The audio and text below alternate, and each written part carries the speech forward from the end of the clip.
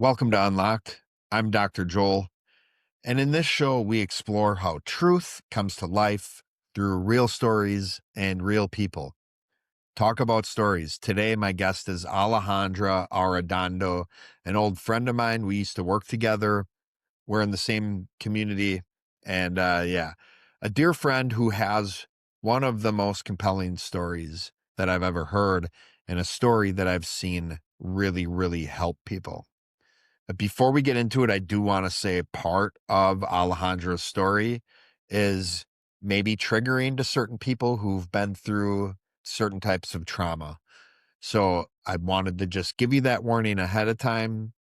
For those of you who continue to listen to her story, let's dive in. Hello, Alejandra. How you doing? I'm good, thanks. How are you? I'm wonderful. Thank you so much for being on the show. Yeah. I've known you for quite some time now, Mhm. going all the way back to our Starbucks days. We worked Yeah. together for quite a while, and now we're part of the same community. And you have one of the most compelling and reparative stories of anybody I've ever met. And your story has definitely, I've seen it help a lot of people as Mhm. well. Yeah. So I'm really, really grateful for you to be on the show. And I just want the audience to be able to hear the journey of Mhm. Alejandra. So, you're in this amazing spot right now, especially this past year. You've gone through a lot of growth, Yeah. but that wasn't the beginning of the story, right? No, definitely not. So let's hear it. I'd love to hear your story, and you can start as early on as you want. And yeah, I would just hear the journey. Okay, cool. Yeah, so I feel like we'll just start. I feel like it's so fun to talk about early childhood memories. So for me, my earliest memories are actually going to church with my grandparents. Oh, So when I was younger, my mom was a single mom, and so there was a lot of times where my grandparents were stepping in and helping me, helping with me on weekends and whatnot. And so I was thinking about this the other day. Yeah, one of my earliest childhood memories is going to mass. My grandparents were Catholic. They were very involved in their church. My grandfather was a deacon in the Catholic Church, oh, wow. but yeah, super cool. Yeah, So I just remember from an early childhood just knowing that God loved me. So I have a really cool opportunity to know that I've never not felt God's love in my life, right? yeah, Um, and so grew up going to church. I went to Catholic elementary school. We had like Bible classes, all that fun stuff. yeah. And then we moved around a lot when I was a kid. So my mom was a working mom. And so, every couple of years or every year for a long period of time, we were moving to different houses, and then I was going to different schools. And so we jumped around quite a bit. When I was in 5th grade, 3rd grade, 4th grade, 5th grade, we ended up staying, and I was at a school for a longer period of time, and, my mom at that point was joining a church, and so we had joined a different church, and so, yeah, I feel like growing up, I sort of was involved in a lot of that stuff, and then when we moved to Nina, that sort of fell to the wayside for her, so we didn't really pursue that much past, me joining and meeting friends, and from there joining a youth group, which was super cool. So I was super involved with all that stuff. I did summer camps and Wednesdays, Sundays, all that fun stuff. And then I think when I started, in high school, it's difficult because I think as children we get more freedom and we get more responsibility and opportunities present themselves, and you start going and getting jobs, and now you're suddenly around a lot of people that might not have been in your environment beforehand, right? Yeah, So you start to yeah. kind of question things and kind of see other people's lifestyles and like perspectives and that sort of stuff. And I think for me, because I grew up mostly with my mom and my dad was a little bit not present, not by any of his own means, he just lived far away, so we didn't see each other very often. Yeah. I always heard God being described as like kind of like our Father in heaven, right? So it's like you have this Mhm. sort of relationship, and I started to feel like, well, I don't really have an like that type of relationship with my earthly father. So started to kind of really struggle with like, well, what does that look like, and what does that feel like? I remember having experiences in youth group with like worship and feeling this like incredible heavy presence on me. And maybe not all of my friends felt that same way. And I didn't really, it was awkward to like talk about, right? Like when you're growing up and you're like, okay, like I want to fit in and I want to be a part of like what all my friends are experiencing, but like having like more of that depth of like, I feel something. Are you feeling basically the Holy Spirit, right? Like grow Yeah, now I know like, okay, I super felt that, but like how does that relate and how do you kind of have those conversations? it's Um cool. I want to yeah. interject here because I feel like, I mean, I know you pretty well, but I'm learning stuff about you even now. Yeah. A lot of similarities in our upbringing.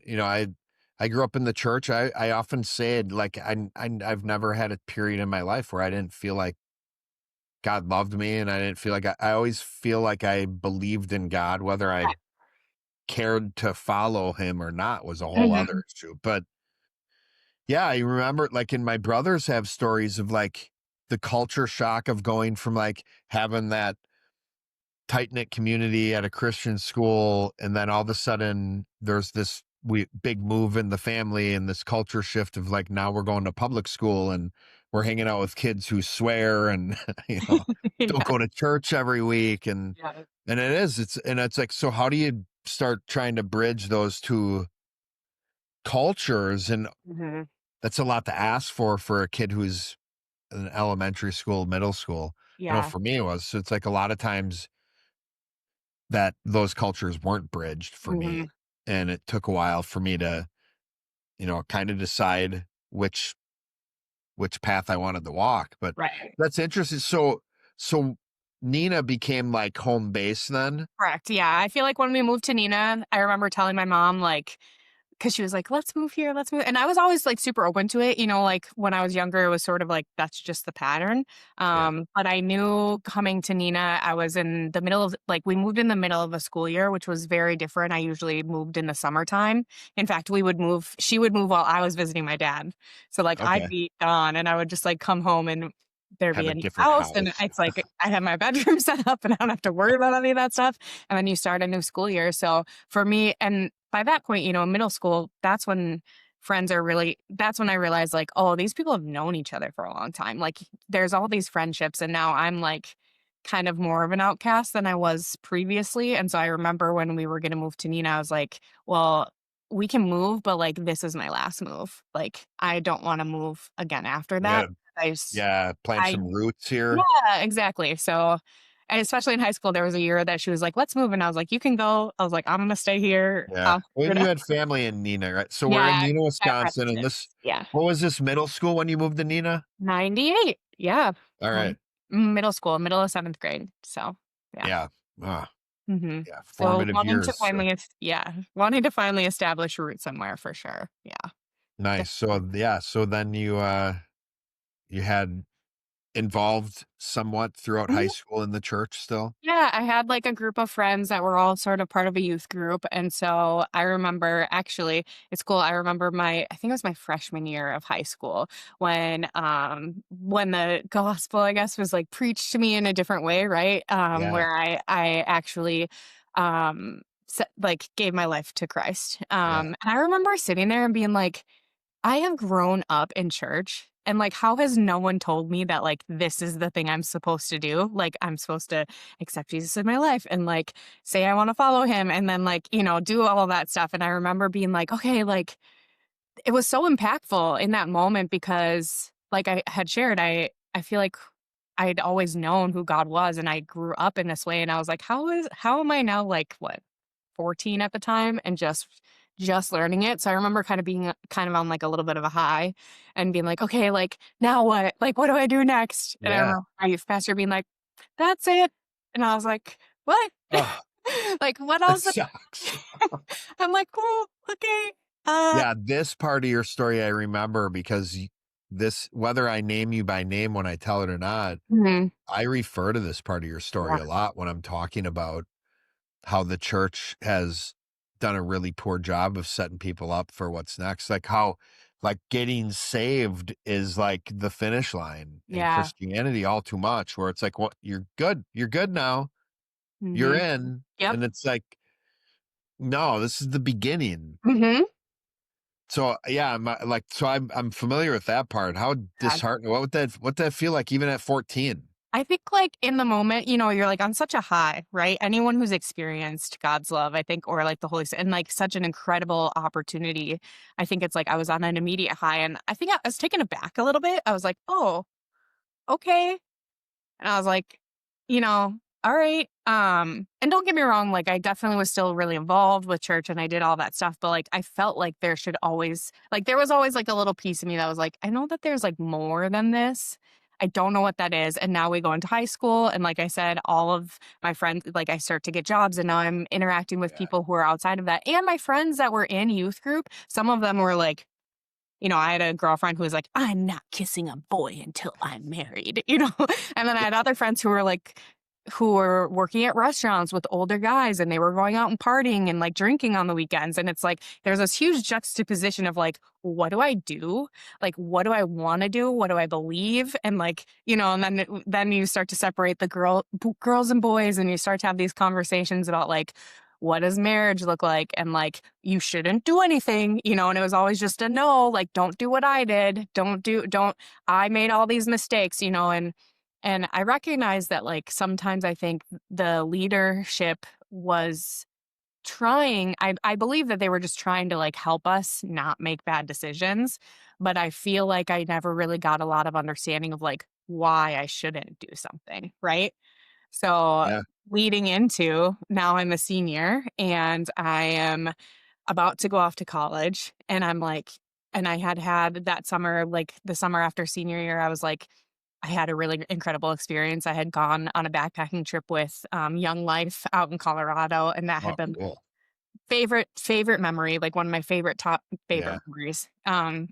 But also at the same time being like, we're gonna go up to my friend's cottage and we're gonna go drink on the weekend and I'm gonna drink beer. And so it's like there's this huge like and it's like, don't do this, don't do that, don't do drugs, don't have sex, don't do all of these things because it was really bad for me to have experienced that. And so it's like that's what I always heard was just like you shouldn't do stuff. And I'm not someone that I feel like you should just tell don't do things to because then I sort of want to do it more.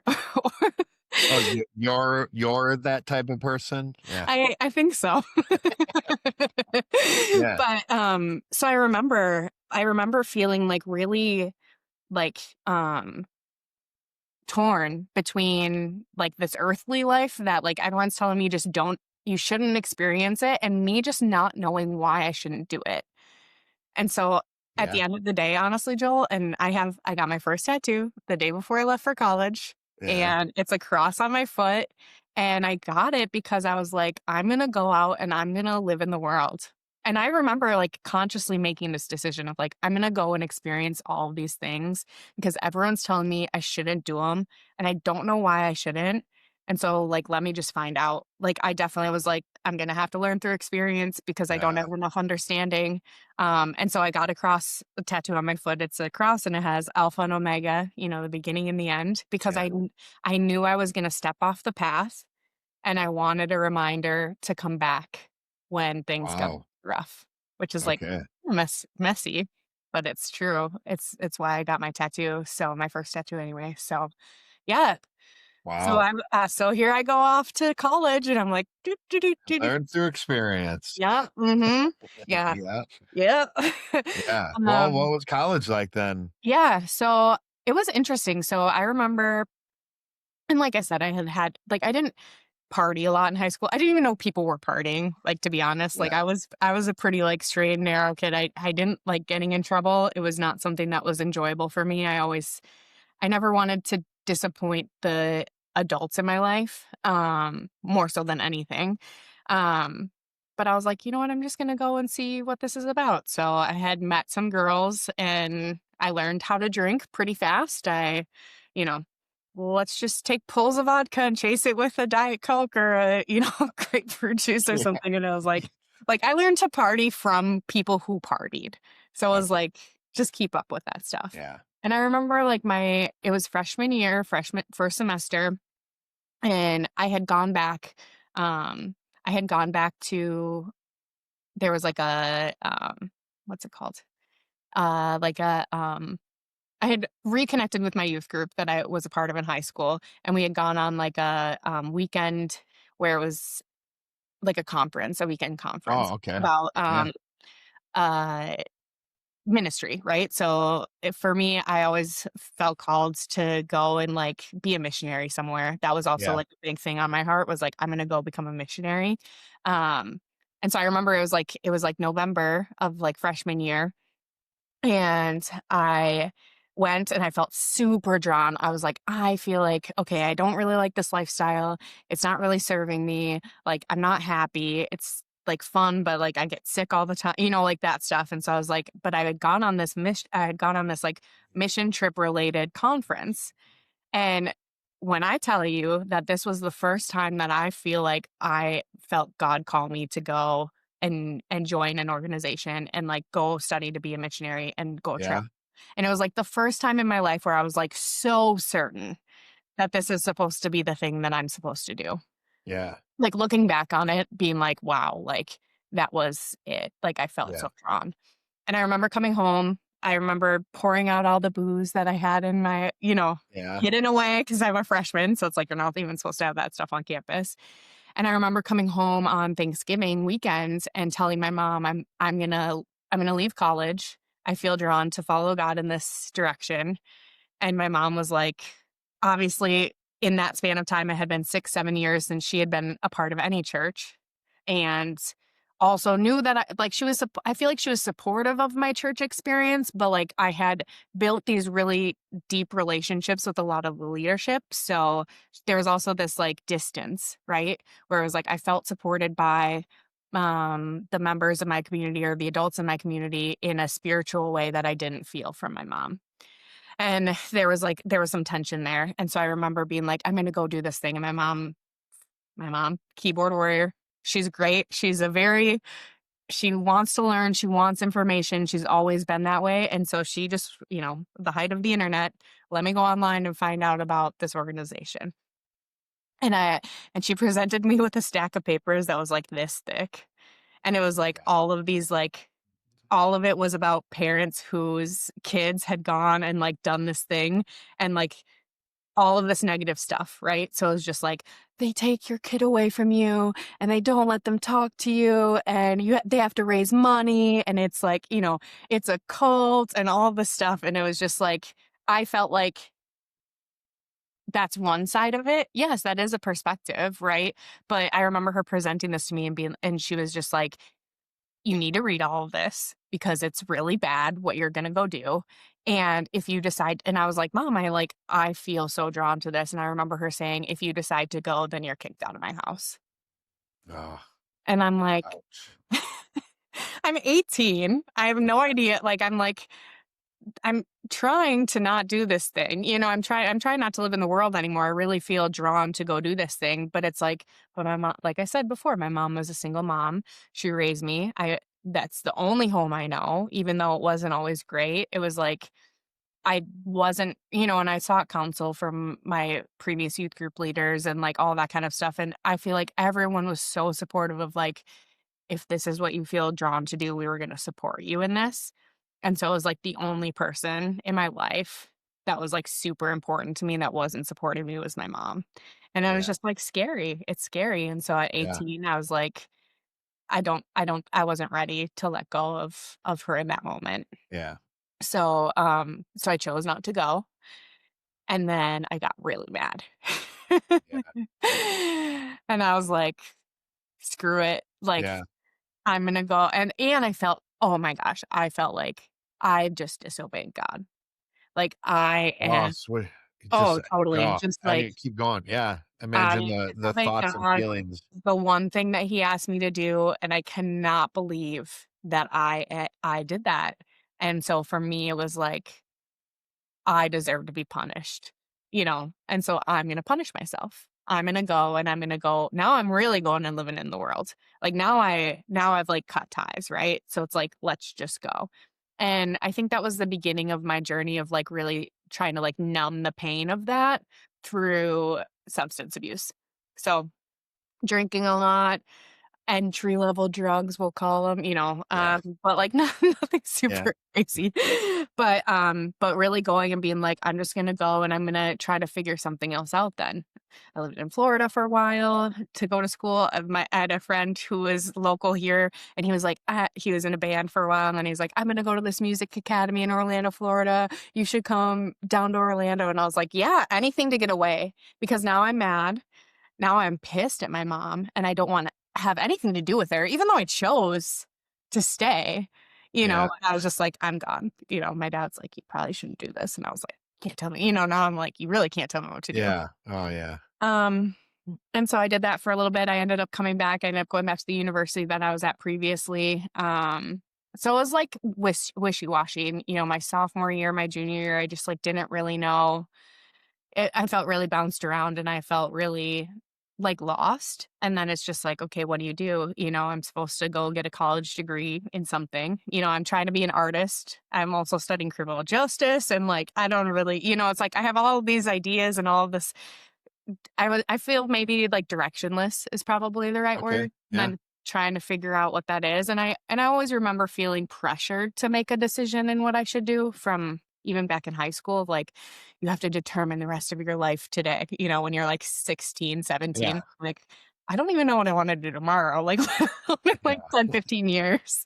But Yeah. okay, I'll try to figure it out. So I ended up going back to the university I was at before. They have a really great criminal justice program. That's always been a passion of mine. I love mysteries. I love problem solving.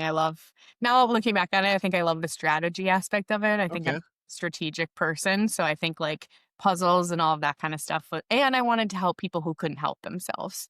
Right. Oh, So nice. me studying criminal justice, I didn't want to be a cop or anything, but I wanted to be more in like the forensic field of things Okay. and like figuring that stuff out. And so I'd gone back to university and, you know, now it's 3 years and when I lived in Orlando, I had some pretty rough experiences with, some roommates who were pretty addicted to substances, and so I knew I kinda wanted to sort of, like, walk away from that a little bit. And so when I had got back to campus, I obviously had made a lot of friends my freshman year of college. So my junior year of college, I was living with a lot of those friends. I was meeting up with a lot of those friends. So a couple people that I knew had started a campus ministry that was basically geared towards believers who had grown up in church, but maybe were struggling with the lifestyle of like Oh, college in the world, which is ideal in that situation. I was like, this is exactly what I'm dealing with. Like, yeah. Oh, no kidding.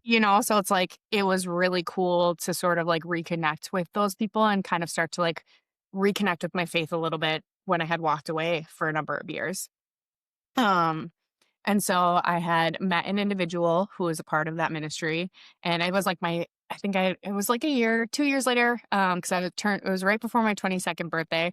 Like this guy, I was like, oh my gosh, Joel. I was like, you know, every girl dreams of meeting their Prince Charming and like being like, this is gonna be the guy that I marry, and I Yeah. felt like there was an individual who had a lot of those qualities that I was like, okay, he's a believer, he's like strong in what he, wants to go towards. Saw him as a provider, saw him as someone who was like spiritually sound, but also struggled, I think, with the lifestyle of like going out and getting drinks. We grew up in Wisconsin. Honestly, like it's kind of crazy the more I think about the culture of this state and like how normalized drinking is and how normalized like just going out and getting hammered is like part of the experience and part of life. Like no one bats an eye, which is like Oh, kind of crazy, right? And yeah. It just seems so normal here. Like that's what you do to entertain yourselves around Mhm, here, mhm. especially in the winter. Yeah. So there was a night and it was wintertime, it was a couple weeks before my 22nd birthday, and I had gone out with some friends, and he had texted me, and he was like, "Hey, you should come over, me and my roommates are playing," Mario Kart on N64 was a really big deal. Back Really? then. I I think played it. it could still be, but, like, at that point, it was like, "We're playing video games, like, come on by," and I was like, "Oh my gosh," like, "I have this crush on this boy, he's so cute." We're like kind of like doing this flirty thing, like who knows, maybe. So I ended up going over to his place and and I had been on surprisingly enough, a bar crawl before that night. So I'd been drinking. When I got to his place, he had been heavily drinking, which I didn't realize at the time, like how much, but basically, like, I had decided to spend the night. So I was like, I'm gonna spend the night. And I remember telling him, like, but nothing's gonna happen, right? I think we had like kissed a couple times, but nothing like crazy, right? Um, and so I remember sharing that with him, and I'd fallen asleep, and, I had woken up to him on top of me. So, it was in that moment that I had to, like, physically move him off me. He was, in the middle of assaulting me, when I woke up. So, it was not a great experience. I don't I don't wanna, like, go into too much detail, but basically, like, it it shifted a lot of things for me in the moment. I didn't even realize what had gone on. I think I when I think someone when someone experiences trauma, there's oftentimes our brains try to shut that down so we don't remember what happened. Yeah. Um, I think for me, I just didn't think that he would ever do something like that, you know? Um, and I remember walking home in the morning, it had snowed the night before, and I remember thinking to myself, I should go and tell this person.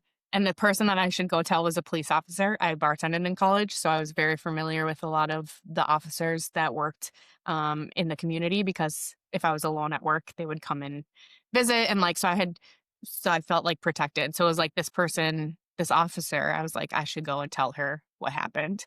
And then being like, why would I tell her that? Like consciously being like, why would I go and that seems weird. Like the instinct was to tell The somebody, instinct but was you to kind of literally like, walk to the police station and be like, "This thing just happened." And but I was like instead you kind of talked yourself out of I it. talked myself out of it. And then I went home and my roommates were, in the kitchen and they're like, "Oh, you spent the night at his place?" And I was like, "Yeah, yeah," because they knew I'd been with them previous the night before, so they knew I had gone over there. Um, and I just remember being like, "What?" Like, something happened between us and I remember him, like, telling me in the morning, like, "Sorry." And I was like, I just didn't even wanna talk about it. And so I just remember being, like, really shutting down. At the time, I was in therapy for some other stuff, and my therapist was like I kinda went off the rails. Like, I was crying all the time. I was, like, super depressed. Like, I didn't know what to make of everything. And then I remember, right, I was studying criminal justice, so I remember being in a class and, it was probably like a month later, and one of the in my it was a juvenile justice class, and the case that we were studying was a date rape case. And I was like, wow, all of the things that happened to this girl are kind of what happened to me. And I remember being like, what? And then that afternoon, I was in my criminal law class, and we were also studying a case that set precedents for rape laws in the state. And I was like, oh shit, like that's what happened.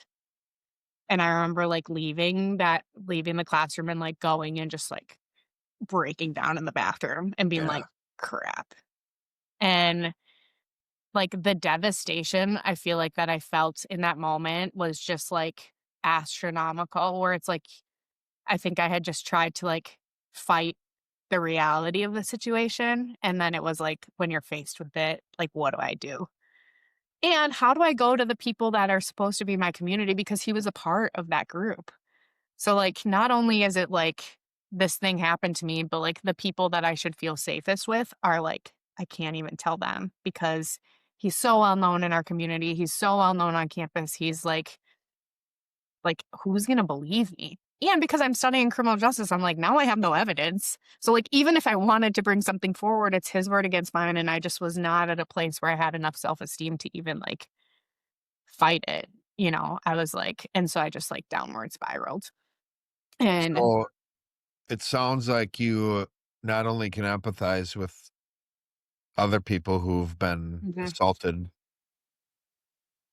in that way, mhm, and really in any way, but also with the people who really have a hard time, like with those who haven't been raped, mhm, can often think what you like, and just tell somebody. right. Right. Like, duh. Yeah. Like, but like, even just a little bit you just described, like, you don't know what, like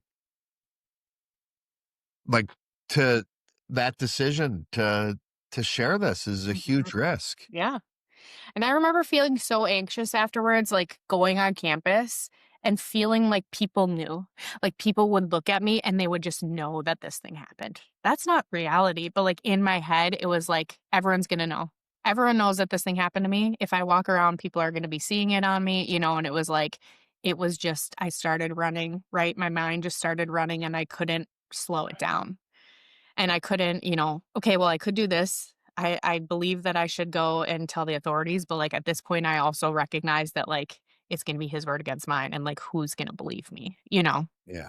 And also and the other perspective of like, okay, God, like I also believe that you're gonna be the person that like resolves this at the end of it, right? Because I have such faith that like at the end of he's gonna have to answer, but, like, who do you talk to about that, and what do you say, and, like, all that kind of stuff. So I remember eventually, like, telling my school like, because like I had shared, I had been in therapy for depression for a while, so it was like, eventually I came out with it, but it took me a couple of months to really share with her, what had gone on, and also just, like, how do you cope? So it was, like, every day, I would think about it constantly. And to the point where it was just like, okay, how do I not think about it? And so for me, it was turning back to drinking mostly. That's been the only advice you've been given from spiritual people in your life so far has been what not to do Right. and to avoid the bad stuff. Mhm. So again, so when you get to this, it's like, I'm not going to tell you where to put your brain or how to help you with this No. trauma. The move is do what's familiar to you and it's avoidance again. Right. Totally. Cause you're not being given better advice than, no one's saying to go and drink and all that stuff, but no one's giving you advice on what to do either. Not at all. You know, and then there was a time I think it probably took another 6 or 7 months for me to go to a couple of the women that were a part of the group at that time, a part of that ministry.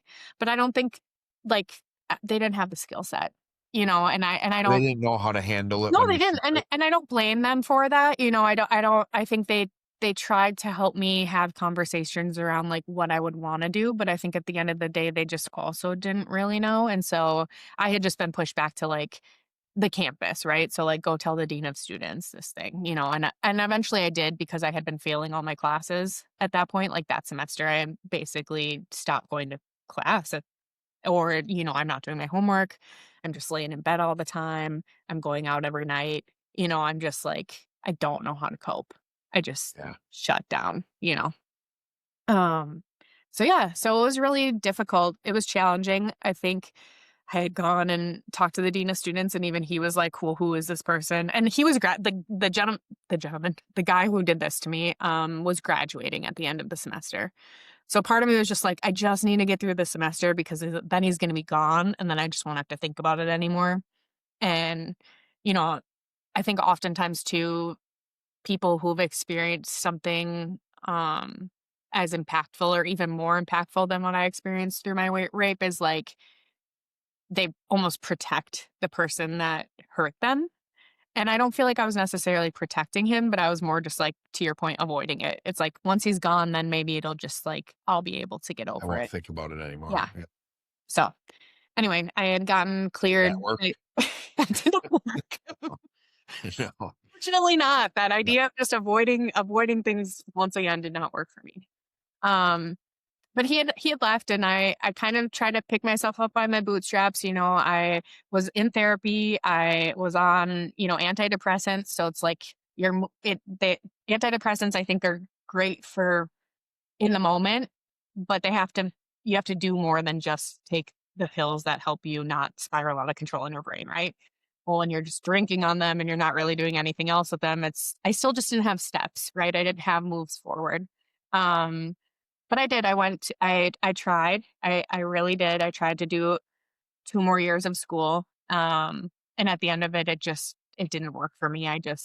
I was so wrapped up in the party lifestyle. I think I was so wrapped up in just still trying to numb my thoughts because it was a daily occurrence, especially I think for me in the shower or like my alone time when it was just like my thoughts would just run forward and it was just like I couldn't handle it.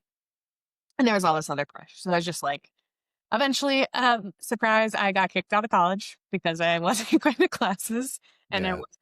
I wasn't. And it was such a relief. I remember I think most people, if anyone from college watches this, they probably thought I graduated because it was the timeline of when people are supposed to Oh, graduate really? school. But I never finished college. I got kicked out and then I just ended up moving home, which is honestly probably a really big blessing because I think if I would have stayed there, I always say I probably would have ended up in a ditch somewhere just based off of like the decisions that I was making and the lifestyle that I was living and the people that I had started to choose to surround myself with, you know? So, yeah, it was Just really like it gets harder and harder to avoid these things we just can't stop thinking Mhm. about. Mhm. Yeah, and then So I'm the comparing decisions get myself. worse. Yeah, The behaviors become bigger in order to right. compensate for Yeah, just the inner monologue just frickin' yeah. yeah, screaming. Screaming, and it's like, I think when you think about addiction, right, it's like you have to have more of something, right? So it's like Yeah, so for me, it was like as things get louder, I have to do more in order to stop the stuff from getting louder. yeah, Yeah. So so I ended up moving home. I'm very blessed to have extremely supportive relatives in my life who, um, and I didn't share with everyone, right? But there were people in my life and my family that I was able to share with. They didn't necessarily handle it the greatest either. So that was another tough part for me was like, anytime I would share this trauma that I experienced, rightfully so. The people in my life are very upset that this thing has happened to me. But once again, it's like, you know, I wanna hurt it, like, blah, blah, and it's like, "Okay, well, that's not helping me," telling my right, mom and she's just sobbing, and I'm like, "Well, that's not helping me," you know? right, I think my dad handled it really well when I did eventually tell him, which took me much longer than anyone else because he was like, I'm gonna send you a card in the mail," and I was like, "Well, actually, I'm not at school anymore." So it's like I was even hiding, I'm just hiding all of this stuff. That's what it ended up being is I'm just like, I'm hiding from everything. So yeah. So I moved home. It was cool. I feel like when I moved home, I felt like there was this, I remember before this too. It's like I never was mad at God about anything. I think sometimes when difficult situations happen, people oftentimes will question, well, God, why did this happen to me? You right. know, Why'd you let this why'd happen? you let this happen to me? Especially like in this scenario, it's like this guy that's a part of this ministry. I'm supposed to like, I can't believe it, God, and it's like I never felt it's not God's fault. Like, everyone has a free will, right? So it's like, it's definitely not on God's bingo card, but it's not like he was like, "This is gonna happen," So, like, for me, I always still felt comfort in in my relationship with God, and I remember talking to him and him being like, "Come home." So for me, home is Nina, right? Establishing my roots. Come home, come back home and find me is like basically what I felt. It's like let me Okay, go seek out God. And because I felt like he was like, because I will help. I will help you heal. Right. It's like the answer is gonna be in returning to my faith. The answer is gonna be in seeking out God. The answer is gonna be there. And I did believe and I do believe that. And I did believe that. But now it's like, okay, but now how do I get there, right? So, my journey back to Nina and, like, figuring out what that looked like was still a struggle. Um, I had moved home, I had gone back to it was funny because I went back to the church that I was a part of previous, the church that I didn't always feel like I had everything there, but it was a place that I knew that I had experienced God before. So it's like, yeah, okay, yeah, I can go back and, like, he's gonna be there at least. I had a lot of friends from high school that were still in the area that were a part of um like the church community at that point in time that went to different churches and different things like that. So I had reached out to a couple different people. Hey, can we grab coffee? Hey, can I kind of share about what's going on with where I'm at in my life right now? I think When did I move home? I think I was 25 at the time. 20 I think I was 25, 24, 25. Um, and so, like, you know, trying to find, does anyone know what's going on, you know? And I would go, now I'm a young adult, so I should go Yeah. to young adult Right. ministry, you know? Yeah. And so I'm like, "Okay, so, like, let me go to this young adult ministry," and it's like everyone's just trying to, like, hook up and get married, and Yeah. So young adult ministries end up being I'm this dealing with shit. dating. Yeah. Yeah. I'm like, "Find a partner," and I'm like, that's, like, the last thing on my agenda right now, Yeah. like, I really need to heal from this." Um so that's when we met, was right around that time period, right? Yeah. 'Cause I was super poor, had, like, no money. I didn't have internet at my house, so I would come to Starbucks, and I would hang out for multiple hours. I think I thought I was in college at that point, like, for a long time, people were like, "Oh, she's doing homework." No, I'm just Yeah. watching Netflix or on the internet, but, eventually Or I doodling in a notebook too, or something like that, I drawing wrote or a lot back painting. then. Yeah. Yeah, I was very involved. I wrote a lot of poetry. I did a lot of journaling. Yeah, a lot of art. Um, A lot of Pike Place coffee. Pike Place and, Apple fritter? Fritter. Yeah. Yeah, Remember the order. yeah, and, Pike Place was $2.51 Yeah. for a grande. Yeah. I think the apple fritter was around the same thing, so I could come and spend $5 and hang out for a couple hours, and if you had the gold card, you got free refills. Refills. Yeah. So, Man, back in the day. Plus, I think you made fast friends with most of us baristas yeah, and probably got free drinks often. probably. It's And but it wasn't long before you got a job at Starbucks Yeah, either, I was was it? offered a position, at Starbucks, and yeah, so I took it, which was, I think, when we started talking. It's really interesting, I think I've shared this with you where I felt before I started working there, you've got your tattoos and, like, you got your, like, Jesus fish nuts, and I always felt, like, drawn to ask you about God or ask you about church, and I never did because obviously I'm, like, super nervous, and I was like, "Oh, I don't know." Plus you had a big beard at the time, and Yeah, nasty. "What do you want?" You're just like, I know. Yeah. I wasn't as friendly as I am now, no. right? But it was great. But yeah, and so I think probably maybe I'd been there for a month or 2 and we were closing together one night, and I think you gave me the cause to be like, "So what's your story?" I think Yeah. that's what you asked me, and I just shared it. And I did. It was like, I think it was just the 2 of us. So I was like, we're on our headsets cleaning, and it probably took about 2 hours for me to kinda walk through everything and being like, "So anyway, so that's where I'm at in my life," you know? Yeah. And I did. I just told it all because I was like, "And I'm looking, I'm seeking, I'm trying to figure it out." And you gave me your business card. I remember you gave me such crap for it years later. I didn't know at the time. I was like, This is you're like, "Here's my business here's card." my It had your card. email on it. Yeah. Email me. "Email me if you have any questions. I'm part of a ministry." And I was like, I remember thinking in my head, like, who emails? You I know, know. because like my experience is like only you only email your college professor, which I mean, Professor Joel, but Yeah. Well, and at the I time that could, was like the main way the ministry and the home church was going on at the time, right? And mhm. that's how we all communicated was through Yeah, email. So yeah, that was like pretty common. But yeah, you're this like, 25-year-old young woman who's, social media and text messaging is yeah, king, yeah. right? So It was a email. yeah. Only old people email. Mhm, Yeah, mhm. that's funny. I love that story. I It was still so get a kick out of remembering like a couple years mhm, later you giving me crap for it because yeah, at the time I mean, you didn't give me crap for it in the moment. yeah. It was so cool though, Joel, because I think one of the reasons why I felt so safe to share with you was because I had seen you interacting with your friends.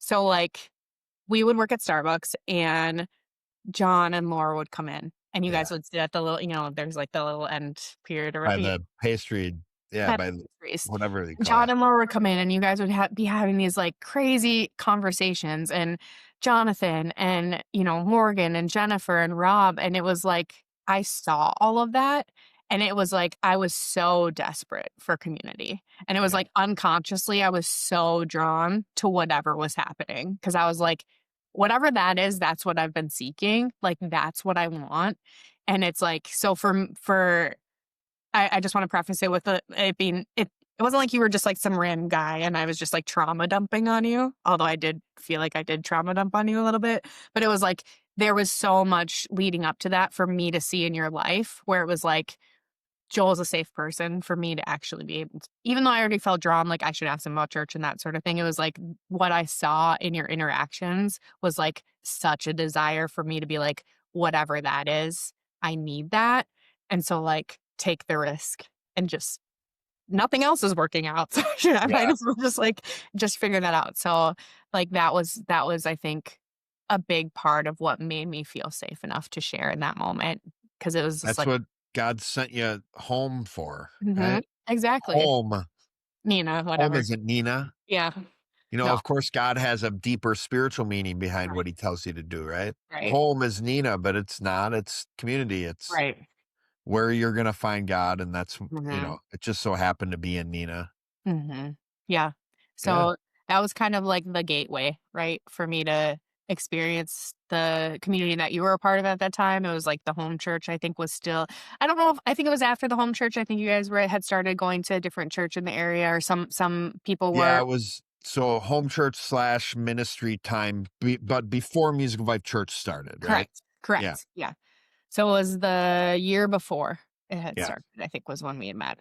Um And then I remember, Laura invited me to a party at their house. It was a Memorial Day party. So it had been a couple months, and then Laura's like, so Yeah. I talked and I'd shared, but I wasn't quite there. I was dating a guy in another state at the time. I was like, maybe whatever. So, but I remember Laura invited me to a party. And so that was kind of like my first experience with like the group, right? Yeah. It The was group. so doubly named.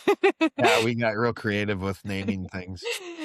We'd Um, hang out, the group would hang out at the house. right, exactly, exactly. Um, and so that was my first experience, and I remember Jonathan, it was such an epic I love these epic movie scene moments in my life. Whereas, like, we'd met at Starbucks beforehand. Laura's like, "Come to our party. Ask Joel to bring you." So I think we had worked earlier that morning. I'd gone home to Yeah. change. Like, we were meeting at Starbucks beforehand, and I don't know if you guys talked about we used to smoke cigarettes, you know? Oh, yeah, yeah. I don't know, let the world know. Used to chain smoke, yep. So I Mhm. remember sitting on the patio at Starbucks and before we went over to the house and it was me and you and Jonathan met up with us. And he looked at me and he said, "You know what, Ollie, I think this is the beginning of a beautiful friendship." And Yeah. I was like, "Oh," Uh-huh. Yeah, and he was right. He was dead on. And so I remember going and experiencing community for the first time. And I think I must have shared I don't know, like, I feel like I had, like, started to share my story or, like, people had talked about it or I don't really know, but it was, like, the first time where I went somewhere and felt God's love and not felt like I was an outcast, you know, right, because of my life, because of my life experience, because of the things that I've been through, it was, like, the first time where it was, like, because I think the other big thing with being someone who has experienced trauma, like a rape or sexual assaults or something like that, where it's like you're all of a sudden defined, and those are the qualities of who you are. So it's like I had come into this with this victim mindset, which is also part of the struggle that I had was like, I'm just a victim, right? Every day I wake up and I'm a victim. Why I'm in the lifestyle that I'm in is because this thing happened to me. Everything in my life is out external is defining who I am. And even I the term survivor survivor. Yeah, you survived. it's still, like, it's meant to have more of a positive Mhm. twist to it, but it's still an effect of a trauma. Right. It's still the trauma that's defining you. Right. Yeah, Right. And so I think this is the first time where I felt seen for who I am, yeah, was my experience with um with people. I think it was probably the second time I'd come over to the house. It was like 2 days later. They're like or maybe it was the next day, honestly. yeah, "Oh, we have this book club, and then after book club, we hang out." And I was like, "Okay, like, I'm gonna show up." So it was, like, the next night that I came over, and, Jonathan walked me through the, spiritual gifts test. right.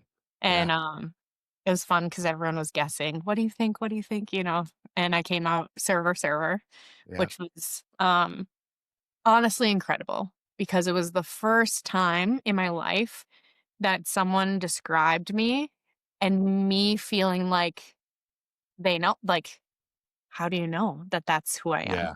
Yeah. Like, I've always felt an outcast. I've always felt like you could put all my friends in a room and none of them would get along, and it was so weird, and I always felt like I always just adjust to whatever it is, and I think that skill definitely helped me in my youth, right, when I'm moving around and doing all this stuff, but it was like, but I always didn't really understand myself at the same time of like, who why do I all like, who am I? Like, what does that look like? So it was like this first, like, glimpse of like, "Oh, there's answers here. Like, Yeah. there's something more here," and then being like, "Okay." I still wasn't quite ready. There was still some time, but it was like, I think probably a couple months later, I was like fully in, where I was like, Yeah. "Okay, this is the thing that I wanna go towards." And then that following year is when, um I think I think Maureen and Laura had done, like, a women's group, so I'd, like, done that, and then I think the following year is when Musical of Life Church officially, Yeah. that June officially began, and I was there for Sunday, Yeah. before starting church, and I was like, we're I starting it. know. This is so exciting," Yeah. Yeah. And so for the first and it was like, "Come home and find me," right? So it's like, I found the thing that I was supposed to find, Yeah. and it just felt so settled in that, like, God provided for me in that moment, and continues to provide still. But through that process, there was a probably early on, maybe the first it was pretty early on, I think. Maybe that summer, maybe it had even been that summer now that I think about it. I didn't timeline this beforehand, but I remember your Pastor Wayne had preached a message and was basically like, if you're struggling to hear from God, you're struggling to, like, move forward, you should go back to the last thing that God asked you to do and do that so that he can bring you forward, right? That was the message. Yeah. I remember at that time, I was kind of I'd felt a little stagnant, and I was like, "Okay, what was the last thing that God asked me to do?" And in reflecting back, he had asked me to, like, actually talk about and, like, process and, like, talk about my rape. And I Yeah. was like, "I don't wanna Yeah. I don't wanna You I want don't to. wanna." Like, I'm just like, I'm at this point where but it was still a thing, right? It's still this thing that's hindering me while I had been making progress and while there was definitely a community that I felt super supported by. Personally, I still wasn't getting there, right? So, so that's what I did. I went up to Pastor Jonathan and I was like, "Hey, um, I feel like this is the thing that God's asking me to do." So, yeah. And he was super great. Okay. I mean, what a heart of a pastor, Oh, yeah. Yeah. of just being like, okay, like, let's figure this out, and I think he saw counsel, which was so cool to not just be like, here's what I think you should do. He was like, let me go and get advice and let me get counsel from other leaders in the church to figure out how we can help you through this process. Yeah. Which safe, right? It's like, Yes. especially someone who's has, that trauma, it's like safety is so important. Oh, yeah. Um, and so I did. So part of my restoration journey, I guess, was preparing from that and walking through that. So it was Pastor Jonathan and Rob, and they just made it. They're like, okay, we'll just, like, walk through it, and, like, we'll do step one. It's just, like, process everything out, you know. And I think it took about 4 hours for me one night to sit down and walk through the whole thing. And and it's cool because it was like I got to take the story out, and then they helped me realign it and then, like, put it back the right way. Okay. So, I don't know if that makes sense, but it was like, "Let's take it out. Let's piece it together. Let's figure out, like, here's the parts of, like, what's your responsibility and what was not your responsibility, and then, like, let's put it back," right? Because I think the other part of, like, the victim mentality is, like, "This thing just happened to me," and so, like, the forgiveness piece of just, like, forgive and forget, that was a huge struggle that I had when I was back in high school of, like, how does this even work? How does forgiveness work? What does that look like? But recognizing that, like, through that process, and I'm sorry, I'm, like, going big picture, so if you have questions, please feel free, but it was, Yeah. like, through that process, recognizing that it's like, yes, well, I'm not responsible for the attack that happened to me, I am responsible for how I choose to respond to it. That's And beautifully put. clearly, I've not been I've been avoiding my responsibility basically, Right. you know? And your response as of that point in the story has only led you to continue to think about it and to Right, dwell on it and to be defined by it. Yeah. right, right. So that was really impactful for me to be like, "Oh, like I'm in charge. Like I'm responsible for my thoughts. I'm responsible for how I choose to respond to the scenario." And that was like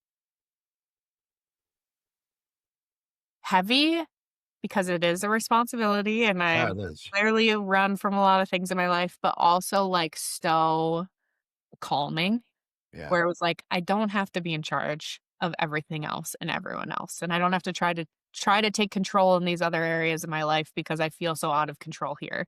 It's like what I do actually get to control is my thoughts.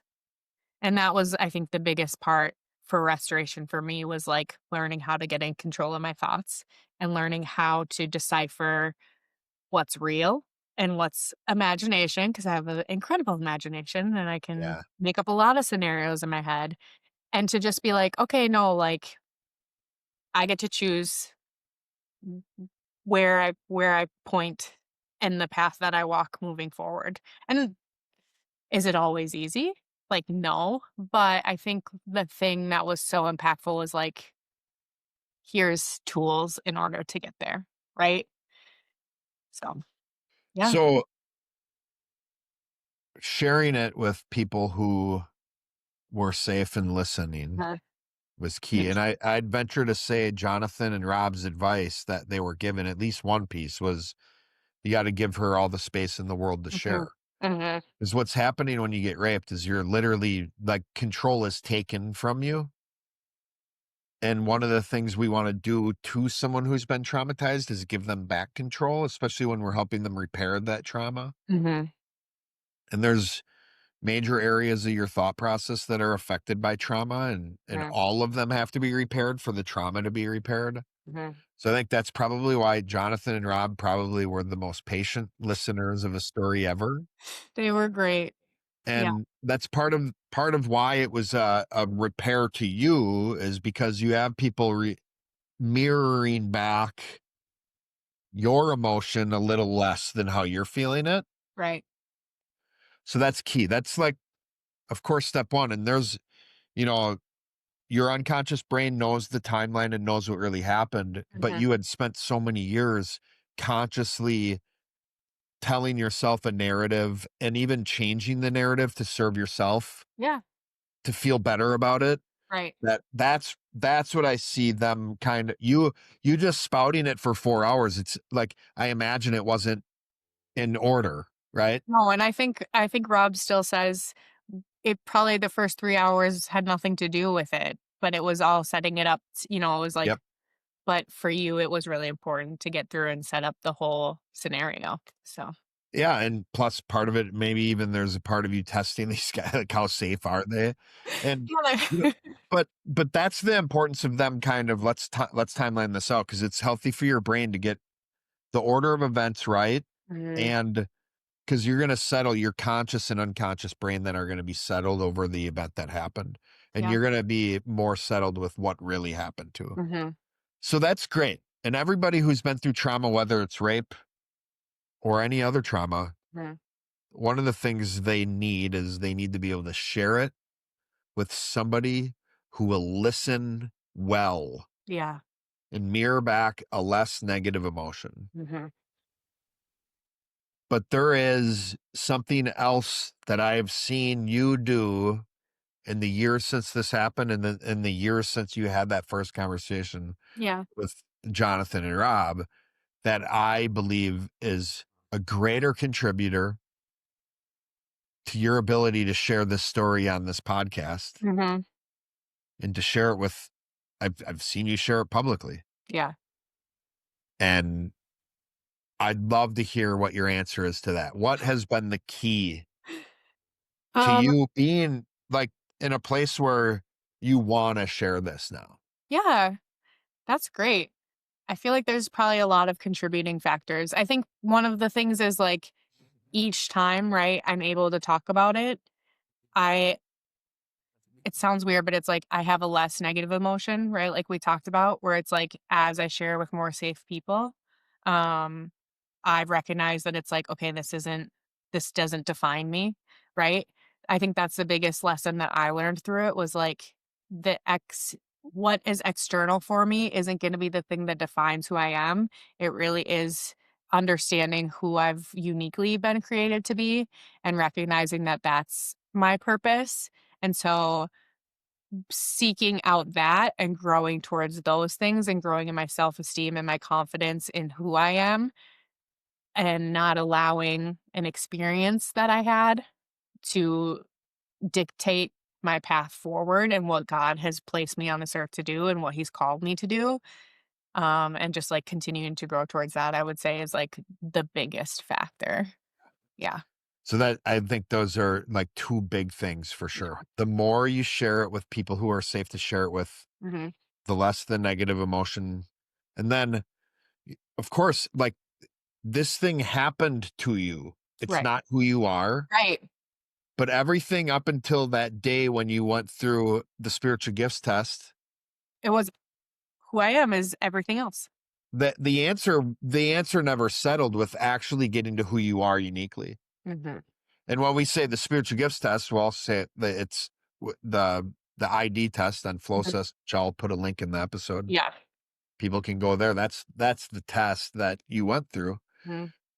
And so that's great. Like that's so key because so much of your story was you battling with people telling you who you're not and what not to do and Mhm. what the bad things are to stay away from.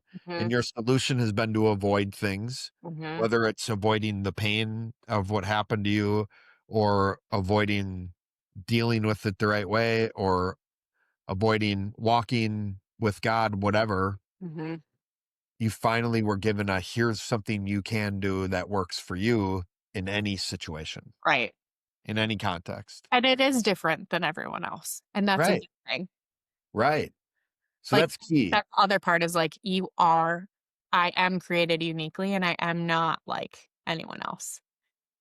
And then I'll just add this, Ali, Okay. because I think in top of you sharing it with people who are good listeners and Mm, you knowing who you are uniquely, the thing that I think has caused you to get to the point where you actually want to talk about it, because there's a difference. Like when I feel less negative, I feel less negative, I feel less right, negative, I feel less negative. Eventually you get to a point where it's no longer you're not identifying by it. It's not right. what I would say. There's sometimes when the extreme negative events happen to us, they can be debilitating. Mhm. Like, and that's part of your story is talking about, like, I can't go to class anymore without thinking of this. Right. That's what I mean by debilitating. You share with people less negative, less negative, less negative. It's not debilitating anymore. Because what happens is I can think about this thing and it doesn't completely wipe me out and I got to lay in bed for 3 days. Right. But that still isn't, I want to talk about it. Yeah. What's the, I want to talk about it? I believe has happened when you've seen firsthand how you've helped people with your Right. story. Yeah, and I was just gonna say that. I was like, I feel like there was an experience a few years after that where, someone had shared that they had had a similar experience, and I was like, "Okay, like, now I'm being pulled on as, like, someone who can help this person." So Yeah. it's like, okay, I think and that's the whole like, it's crazy. I was driving home today, and I was like, "You know what?" Because I shared with a couple of people at work, "I'm gonna be on a podcast, and I'm Nice. gonna talk about this thing," and I have shared with individuals my story. If people ask about it, it's like, I'm not gonna hide from it. Like, Right. here's been my experience. It's kinda weird. No one talks about getting raped and then being like, "I'm recovered from it, and it doesn't affect me anymore." Right. Like, no one like, if you would have met me, like, people don't know because it's like I haven't talked about it, but I think the point of it is, like, I wanna start sharing about it because it's like, I wish I would have had that. Like, I just Yeah. don't think and it's like, I think it's a crazy number. When I was in college still, I was a part of a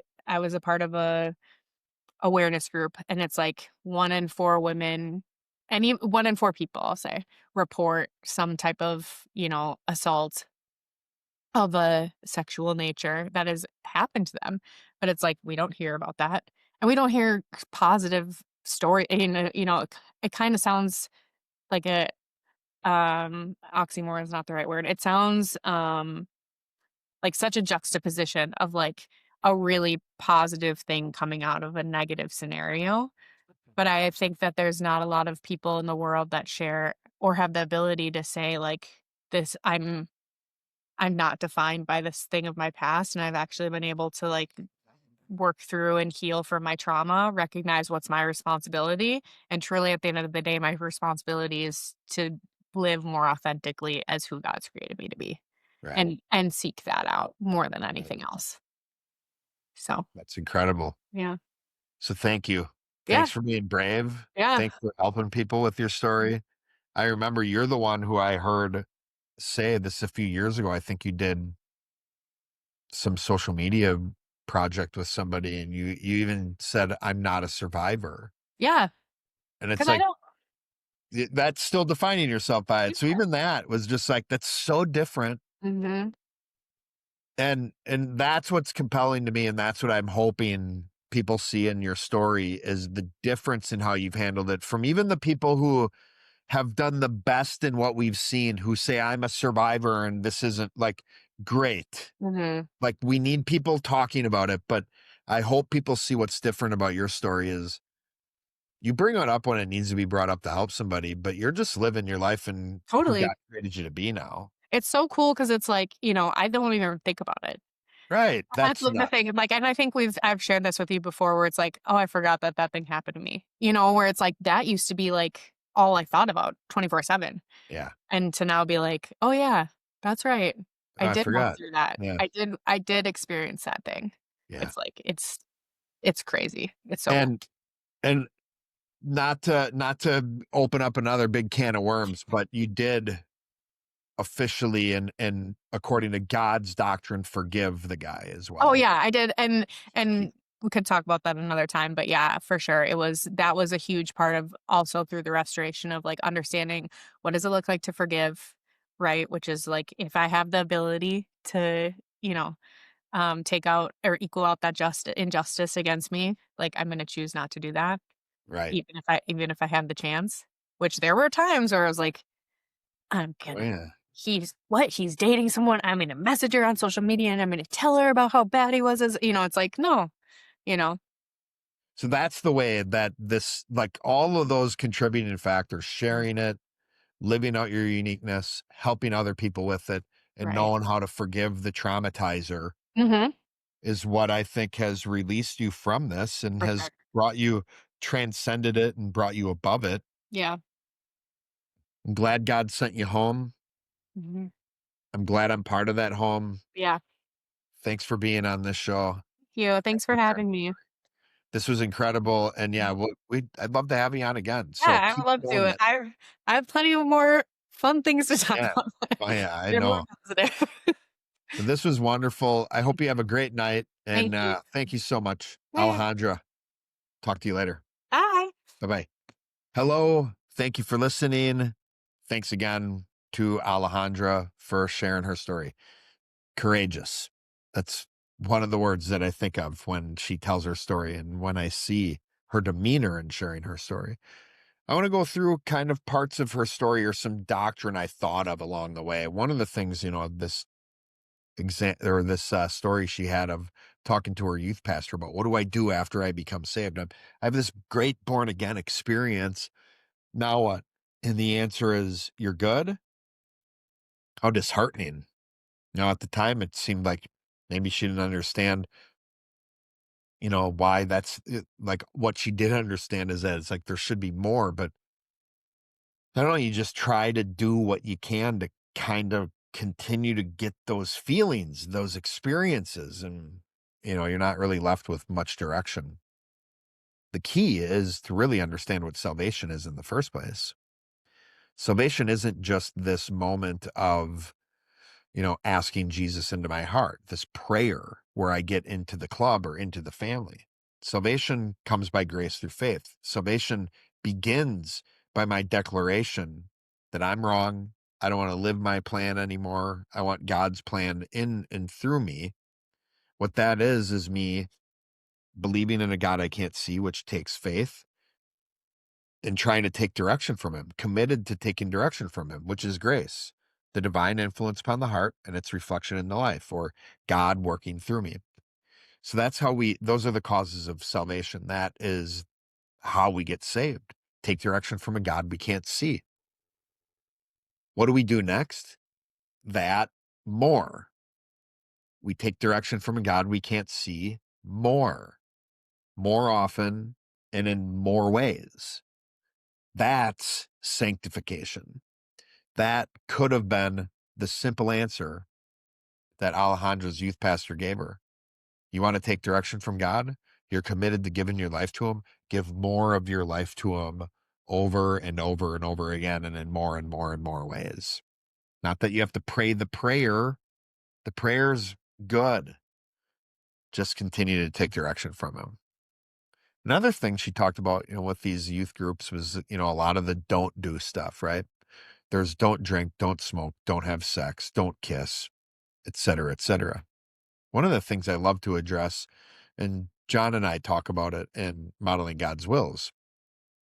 If you want to look at that book, you'll learn a lot about marriage and what the church teaches and what God really teaches. But the sex before marriage in particular is one of the areas the church largely has just failed at. The reality is because there is no such thing, because sex is marriage. Consensual or covenantal sexual intercourse is marriage. That's the stimulating factor of becoming married, is when you have covenantal sexual intercourse with somebody. So then if you're having sex before marriage, it's not before marriage, it is marriage. And that's actually one of the things that helps young men and women, especially boys, slow down in their pursuit of having a sexual relationship with somebody, is when they know they're now going to be responsible to be the husband to this person in God's eyes. So we don't need to tell kids not to have sex because God will be mad at them. If we help them really understand God's view of what sex is and what marriage is, that usually does the job for us. So again, it's not a don't, you can't do a don't, which is another theme that I feel like was riddled throughout Alejandra's story, as she was consistently given advice on what not to do, on what to avoid, and never given advice until she was, really in her mid-20s and found, a community that was teaching about uniqueness and teaching about the definitions of who God is and what is grace and what is faith, where she got answers that started making sense and started giving her direction on what to do. You can't do a don't. What to do. God isn't going to tell you what not to do without also giving you direction in what to do. He's not going to just say don't. And really, the last thing I wanted to talk about is her trauma story. Now, I'm not going to get into details about what happened. I want to just talk some doctrine here with you real quick, because there's some definitions to some key words that I've found that really start, the process of healing the way we think about these things. Now, first, one of the things that really sucks is when we think about rape as sexual assault. Defining it as sexual assault actually really is a deterrent or destructive in our view of sex. Because the way our brain works is like every word you have in your brain is like part of this forest of words and definitions. Okay. So you have the word sex or sexual is in your brain. And let's say there's a sex tree in your brain. That word sex is a tree. And then off of that tree is branches of other words that are connected to that word. So when we connect assault to sex, it actually causes us to think negatively about sex. So it's common for people who have been assaulted in this manner to have really poor, unhealthy sex lives because they've taken this traumatic event and they've warped it or lumped it in with this activity or this behavior we're meant to do that's meant to be glorifying God and healthy for our bodies and our thought process. So with that said, one of the things we've done is we've bring resolution to some words that actually start helping us remove rape or any assault in what has been lumped with sexual behaviors. We bring resolution, so those things are separated, starting with the word sex. So what I've done and what I've learned is that the word sex ought to be defined as intimately touching another person for their benefit. This also makes sex more than just about intercourse. So there's sexual intercourse, but there are other behaviors, there are other intimate ways of touching another person that are also sex or sexual in nature. So then this begs the question though, what would be intimately touching somebody else for your own benefit? So that's why this is great to have this definition cut up into two sections, right? Intimately touching another person for their benefit is sex. Intimately touching another person for your own benefit would be groping. Now I can just imagine all the the women out there who've been, had a man or somebody put their hands on them, whether it was an awkward shoulder rub or back rub or whatever. And it's like, oh, that feels like groping. Why? Because whoever did it to you was doing it for their own benefit. So then this also enters in the question of what rape would be then. If we define rape as intimately touching someone against their will. Now we have resolution between all these words. We don't have to call rape or any assault sexual anymore. We can call it groping, a groping assault. And that starts the process of bringing resolution in our brain and starts long term helping us be healthier in the areas where intimately touching other people in these great ways and receiving it in great ways won't be, you know, ruined by past trauma. So it's just another tip. And it also shows how important words and definitions are. So please, if any of you have made it through the episode and have dealt with anything like this, please follow Alejandra's, follow her story and what she's done and find people who are safe and non-judgmental to share this stuff with. Find your uniqueness because that's who you are. You are not your behavior and you are not what has been done to you. And learn how to forgive because that is one of the ways human beings have hindered the will of God more than anything is by our lack of forgiveness, by holding on to grudges, by holding on to judgment and justice for ourselves instead of giving that over to God, the rightful judge. So thank you. That's it for today on Unlocked. I'm Dr. Joel Swakowski. You can find Alejandra on social media. You can go to flowsys.com and take the ID quiz for yourself if you want to find out who you are. You can go to musicallifechurch.com and find the restoration process if you want to learn some of these tools for yourself. So go check out those resources.